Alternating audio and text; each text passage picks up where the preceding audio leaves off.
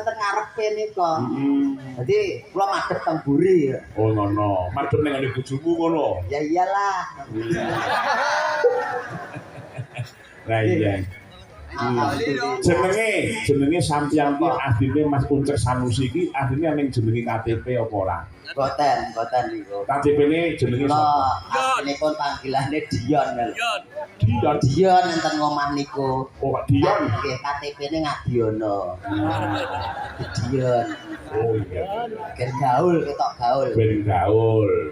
Yang kitantut kan kitut ngono karo patut ya kita.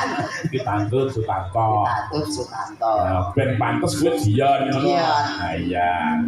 Nggih, niki nderek urut dedonga nggih macang nggih. Pripun? Kagem warga masyarakat wontene Klaten, ususan umume ning Klaten.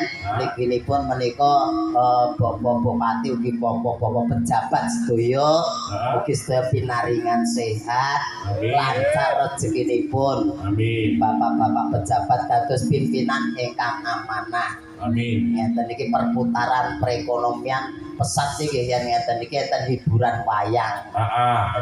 UMKM. Nah, sing itu rezeki ora mung nggen pepanggungan tok, ora mung dalan sinden yoga kula ki tukang son, lighting, panggung ki kabeh itu UMKM-e ya itu parkire ya itu. Dadi perekonomiane cepat. Iki muga-muga warga masyarakat wonten ing Klaten tansah sejahtera, makmur, rezeki melimpah barokah. Dungane wong teraniaya kaya kowe iki akeh mandine timbang urane.